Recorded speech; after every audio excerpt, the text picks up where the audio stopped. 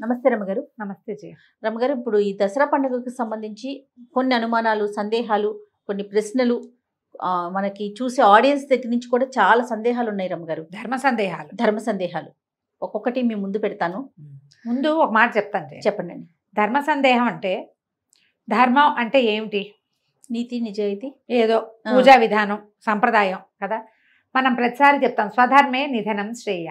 ఈ ధర్మము అంటే ఏమిటంటే ప్రధానమైంది మన తాలూకు మతం, మనం ఎలాంటి విధానాన్ని అవలంబిస్తున్నామో దాన్ని బట్టి, దానికి మన ఊర్లో ఉన్న విధానం, మన సమీప దేవాలయంలో ఉన్న విధానం, మన ఇంట్లో ఉన్న విధానం, పూజలకి ప్రధానమైంది ఇది. లేదా ఒక గురువు గారిని అనుసరించడం, ఒక పురోహితుడు, ఒక్క గురువు, పురోహితుడిని అనుసరించడం. ఆయన చెప్తాడు పాపం పుణ్యం తప్పు ఒప్పు అన్నీ వారివే, ఆయన చెప్పినట్టు చేసేసుకుంటే మీకు ఏ భయము ఉండదమ్మా. కొన్ని వందల సార్లు ఈ మాట చెప్పాం.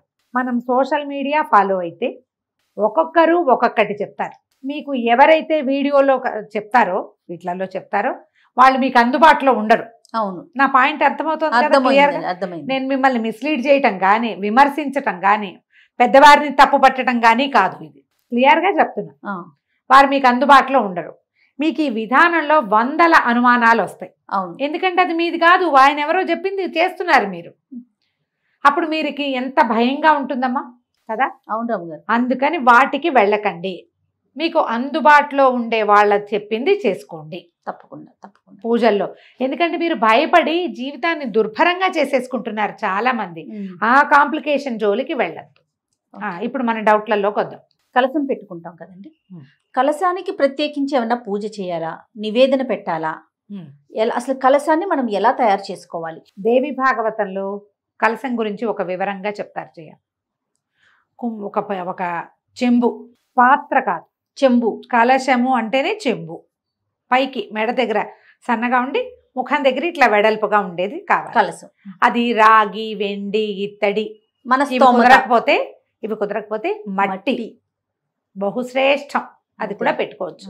ఈ పెట్టుకున్న పాత్రని శుభ్రంగా ఉండాలి. అది బాగా చక్కగా తోమి పసుపు రాసి బొట్టు పెట్టి దాంట్లో జలం కానీ ధాన్యం కానీ నింపాలి. జలము లేదా ధాన్యము, నీరు, ధాన్యం. అక్షతలు వేయాలి. పసుపు కుంకుమ కూడా వేసుకోవచ్చు.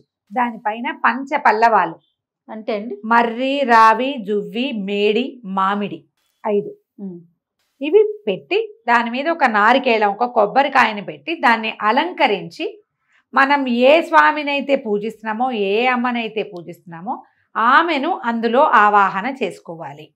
ఓకే. అయితే ఇప్పుడు మర్రి, రావి, జువ్వి, మేడి ఇవన్నీ దొరకవు. మనకు సులువుగా దొరికేది ఏమిటి? మామిడి.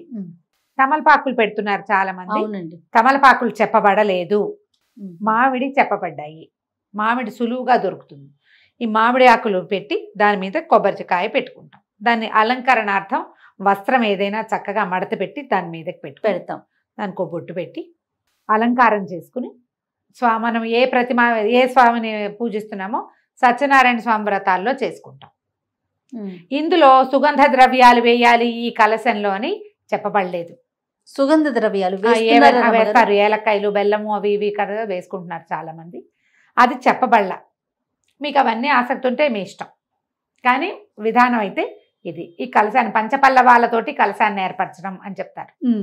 ఈ కలశంలో ఉన్న జలం మన పూజ అయిపోయాక, ఒకవేళ నీరుంటే కలశంలో ఆ నీరు మన పూజలు అయిపోయి 9 రోజులు పెట్టుకున్నాం అనుకో, 9 రోజులు పెడితే ఇప్పుడు నేను పైదాకా నీరు పోసి దాని మీద కొబ్బరికాయ పెట్టామనుకో, ఆలోచించండి. ఈ తడి తగిలి కొబ్బరికాయ పాడవచ్చు కదా. అవును. 9 రోజులు ఉంచుకుంటాం. ఈ దసరా 10వ రోజును తీస్తాం, లేదా 9వ రోజు రాత్రే ఉద్వాసన చెప్పి తీసేస్తాం. నాని కొబ్బరికాయ ఏదైనా ఇబ్బంది అవుతుందేమో చూసుకోండి. బియ్యమో ధాన్యమో అయితే ఏమో ఇబ్బంది ఉండదు.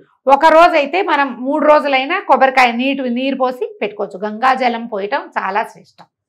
అంత గంగాజలం ఉండాలిగా మన దగ్గర. అదే కదా. అక్కడి నుంచి అయిపోయిన తర్వాత జలాన్ని ఇంట్లో మనం పవిత్రం చేసుకుని మన ఇంట్లో చల్లుకోవటం, మొక్కల్లో పోసుకోవచ్చు. బియ్యం గనక పోస్తే చక్కగా వండేసుకోవచ్చు, ఏమీ భయం లేదు. అది ప్రసాదంగా భావించద్దు, వండుకొని మనం తినచ్చు. అక్కడి నుంచి ఈ కొబ్బరికాయ ఏం చెయ్యాలి? మనం మండపారాధన చేసి ఎవరైనా పురోహితుడికో బ్రాహ్మణ దానానికో వాయన దానం లాగా ఇస్తే గనక కలశం మీద కొబ్బరికాయ కూడా వారికి ఇచ్చేయచ్చు.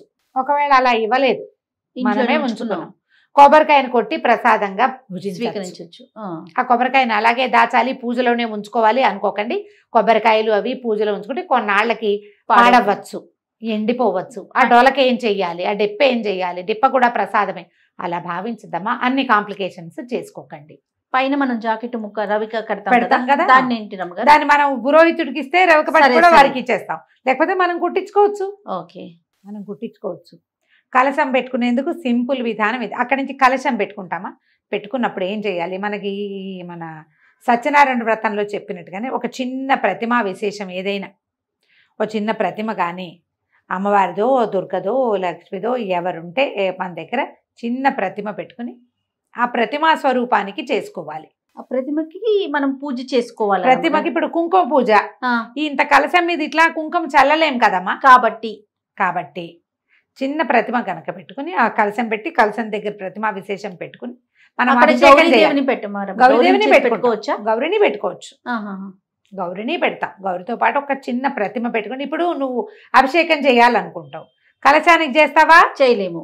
గౌరీదేవి పసుపుతో చేసిన గౌరికి చేయలేకపోతాం. ఇప్పుడు ఎవరికి చేయాలి, ప్రతిమకి. ఒక చిన్న ప్రతిమ మీరు ఒక బంగారుదో వెండిదో రాగి అమ్మవారివి రాగి ఇవి దొరుకుతాయి, చిన్న త్రిపుర సుందరి అవి వేసి వెనకాల శ్రీచక్రం వేసినవి, అటువంటిది ఏదైనా ఒకటి తెచ్చి పెట్టుకోండి. శుభ్రంగా తోమేసి పెట్టుకుంటే మనం ప్రతిసారి పూజలో పెట్టుకుంటాం, మళ్ళీ తీసి మన పూజలోనే ఉంచుకుంటాం. ఏటా కొనుక్కోవాలి అక్కర్లేదు, కొనుక్కోవాలన్న ఇదేం లేదు.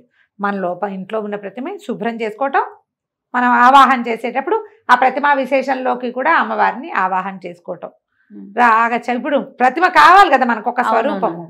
ఆవాహన అంటే ఒక విషయం అమ్మగారు, ఇప్పుడు మనకి బయట ప్రతిమలు కనిపిస్తా ఉన్నాయి, కలశం మీద పెట్టడానికి అమ్మవారి ముఖంతో చక్కగా మొత్తం పూర్తిగా అన్ని ఉన్నట్లుగా, ముఖం కళ్ళు ముక్కు అన్ని శరీరవయవాలతో ఉన్నట్లుగా కనిపిస్తా ఉన్నాయి. అది పెట్టుకునేటప్పుడు ఏమైనా ప్రత్యేకమైన నియమాలు పాటించాలా, అది ఎవరిమైనా పెట్టుకోవచ్చా? అవి కొత్తగా వచ్చినాయి కదా జయ, అదేంటంటే స్పాంజిలు కూరి గుడ్డలో స్పాంజ్ కూరి చేసింది, ఊరికే అలంకరణార్థమేనమ్మా, అలంకారం కోసమే.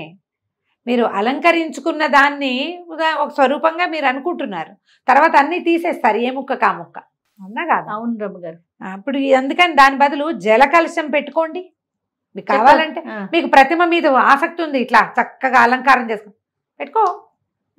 అక్కడ నువ్వు పసుపులు కుంకాలు విసరవు, వేయలేకపోతాం, పువ్వులు పువ్వులు పెట్టి చక్కగా అలంకారం చేసుకుంటాం. మీరు అలంకరణార్థం చేసుకునే ప్రతిమ వెనకాల ఇక్కడ కలశం, కింద చిట్టి ప్రతిమ ఏదైనా, కాసు రూపు, చిన్న అన్నపూర్ణాదేవి విగ్రహాలు ఉంటాయి అది పెట్టుకోవచ్చు, లలితాదేవి విగ్రహాలు ఉంటాయి ఇంతవి, లేదా ఇంత కాసు బంగారు కాసు 1 గ్రాము ఒట్టి కాసు కొనుక్కోండి, రింగ్ ఉన్నది కాకుండా 1 గ్రామ్తో అన్ని పూజలు ఆవిడకే చేసుకోండి. నైవేద్యాలు ఏమైనా ప్రత్యేకించి పెట్టారా రమ్మగారు కలశం పెట్టినప్పుడు? దసరా నైవేదనలో అన్న నివేదన ఎలాగూ చేస్తాం కదా జయ. ఇప్పుడు చెప్తా దీని మీద ఏంటంటే, మీరే కలశం పెట్టుకుని అది కలశం కలశం కలశం అని 100 సార్లు అనుకుంటే అక్కడేదో పవర్ వచ్చేదమ్మా, మంత్రంతో పవర్ వస్తుంది దానికి. నాకు ఇలా చెప్పడం అయ్యో పాపం అనిపిస్తోంది, కానీ మీరు ఆలోచించండి, తెలియాలి కదా రమ్మగారు. ఇప్పుడు ఒక చెంబులో నీళ్లు పోసి 4 మామిడి ఆకులు పెట్టి దాని మీద కొబ్బరికాయ పెట్టి నువ్వు చేసి అది పెడితే పవర్ రాదు. ఆ పవర్ రావడానికి కావలసిన సాధనం ఇది. ఆ శక్తి ఎక్కడ ఎలా వస్తుంది? మంత్రంతో. నువ్వు అది చేయకుండా అది లేనప్పుడు దీనికి ఎట్లా వచ్చి? అందరికి మంత్రాలు రావు కదా రమ్మగారు, మరి ఎప్పుడు ఏంటి చెప్పండి. అందుకని చక్కగా పుస్తకంలో ఉన్న పూజా విధానం ప్రకారం ఓ ప్రతిమ పెట్టుకోండి, ఇది పెట్టుకోండి అని చెప్తే అంత మటుకే చేయండి అమ్మా, ఎక్కువకి వెళ్ళొద్దు. 2 కావాలంటే కష్టం కదా. ఇప్పుడు నువ్వు అలా పెట్టి కావాలంటే పురోహితుడిని పెట్టి చేసుకోండి. దసరా నవరాత్రులు ఆయన చేస్తాడు ప్రాణప్రతిష్ఠ మంత్రంతో. మంత్రం ఈ పూజే నువ్వు కావాలంటే చక్కగా పువ్వులతో అలంకారం చేసి చక్కగా యాదేవి సర్వభూతేషు మాతృరూపేణ సంస్థిత ఇది చదువుతూ ఉంటూ వేసుకుంటూ ఉండు. చదివిన దాని ఫలితం వేసిన దాని ఫలితం తప్పకుండా వస్తుంది, అంతే కదా. చక్కగా స్తోత్రాలు చదువుకోండి. ఈ కలశము ఆవాహన లాంటివి పెద్దవి రానివి వచ్చా మీరు హాయిగా చేసుకోండి, మీకు ప్రశ్నలే ఉండవు. వచ్చిన వాళ్ళకి బాధ ఏముంది? అంతేగా, బాధ లేదు కదా. ఇది చెప్పాలనిపిస్తుంది జయ. ఏంటంటే మేము కలశం పెట్టి పూజ చేస్తాము అలాంటివి చెప్తూ ఉంటారు అందరూ. కలశం పెట్టుకోండి అని చెప్తారు పెద్దవాళ్ళు కొంతమంది. దాన్ని చేసేయాలనిపిస్తుంది. అది ఎట్లా చేయాలో తెలియదు. ఏదో చేయటం వల్ల మనకి ఏదైనా వచ్చేస్తుంది అనుకోవద్దు. చేసేది శ్రద్ధగా చేయాలి. డాంబికానికి పోవద్దు. డంబాచారంతో గ్రాండ్ అని చేసేదాంతో ఫలితం రాదు.